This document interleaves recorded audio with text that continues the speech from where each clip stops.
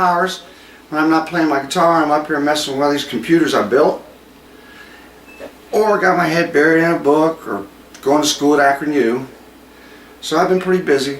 But first off, I just want to say thanks to my wife for putting up with me over the years, and she's been a good woman to me, and I appreciate it, honey. I love you very much. So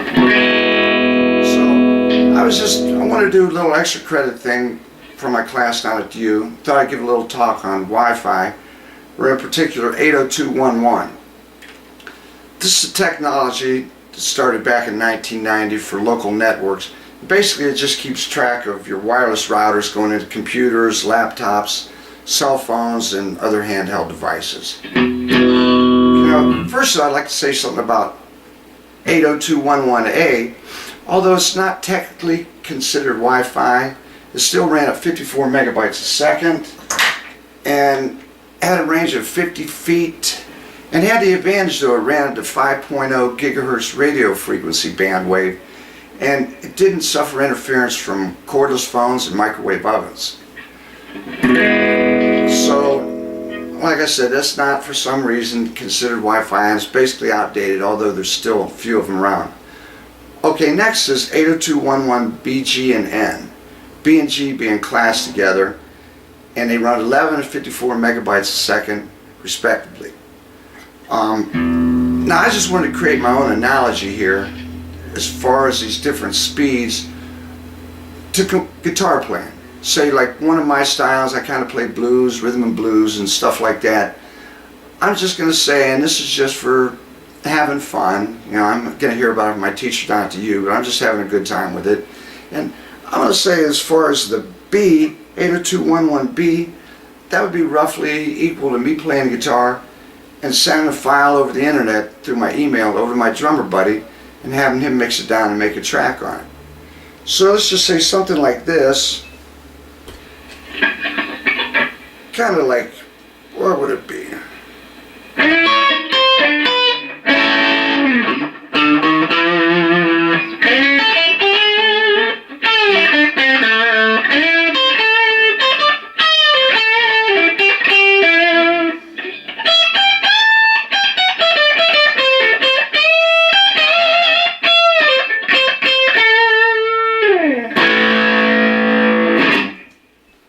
Something like that. I'm just saying roughly he could probably pick that up and run through it without any wait time or latency. It would work out, I think. But now the next step up, 802.11g, now that's running at 54 megabytes a second. And that's pretty fast there. That's picking the speed up a little bit.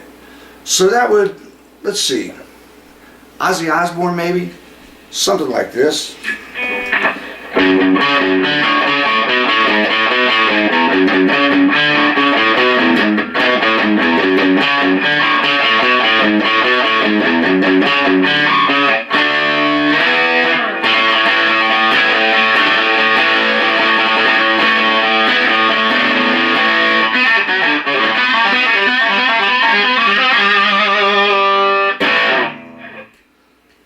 Thanks, Oz. Something like that, but that's kind of funny with him.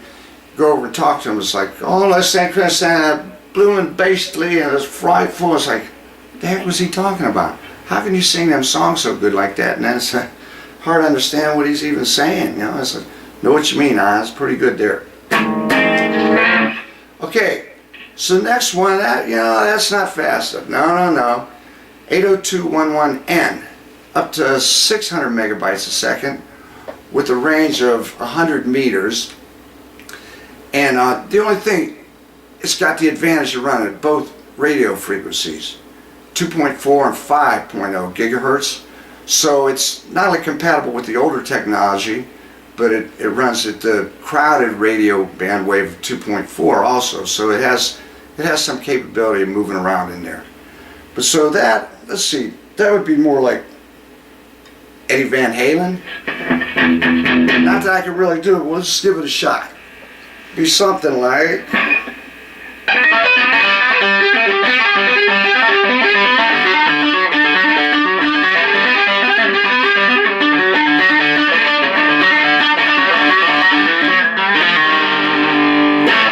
Well, not exactly, but hopefully hopefully you get the idea. I have to get my old buddy Ray Stoner to come over and show me how to do some Halen licks here. Get back together. Okay, so that was basically Wi-Fi, current Wi-Fi standards in a nutshell. Now keep in mind though, that this is Wi-Fi. We're just talking about Wi-Fi and its wireless connections. Next step up would be you'd have to go to a hard line. But I just wanted to say too though that as far as the Wi-Fi, I don't think that it's just automatically going to work out for you if you get a router, because it's only going to be as fast as your weakest link. Or I know people still around running Windows 2000, and it's fine for like home use or businesses, just keeping track of your inventory or typing stuff in, things like that. But it's a problem when you go to get on the internet, and say you're running 500 megabytes of RAM, and you think you're going to upgrade that and put a new hard drive in. Shoot, by the time you do all that, then you're going to need a new operating system. Might as well just get a new computer anyways. So the next step up would be just to go with a hard line. Say is telephone lines or upgraded telephone lines to really get the speed out of them. Although I'm way down on the bottom end of the spectrum out here, so can't really brag about that too much.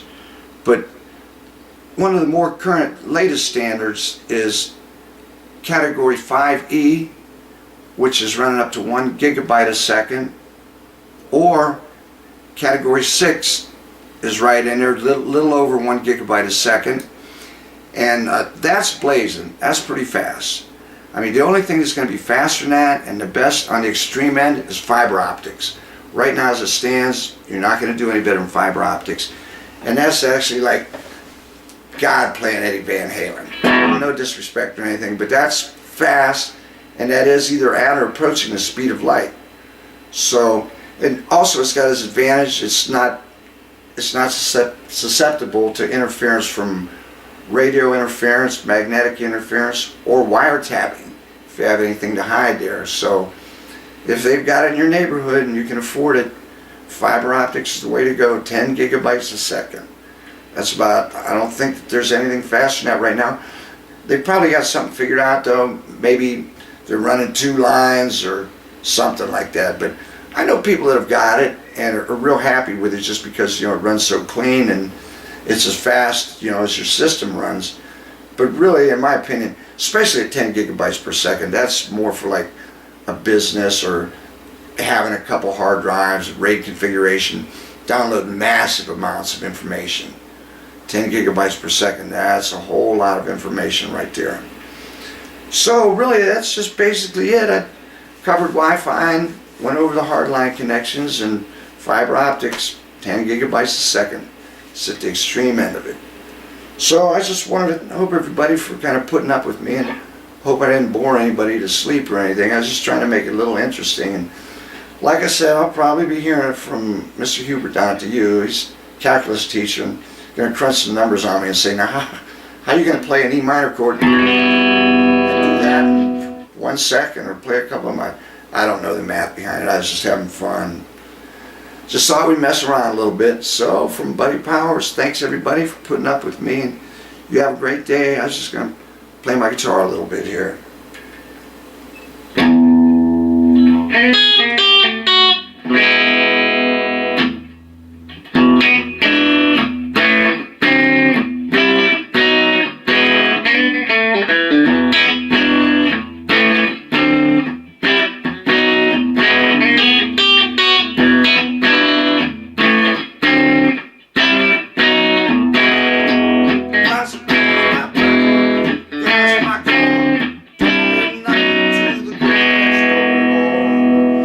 Got some cash in my pocket, gas in my car, don't nothing to the girl next door.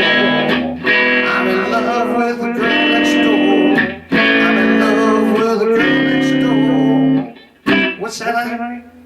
Oh, it's just a song. I was just kidding. I didn't never look over there. Can't win them all.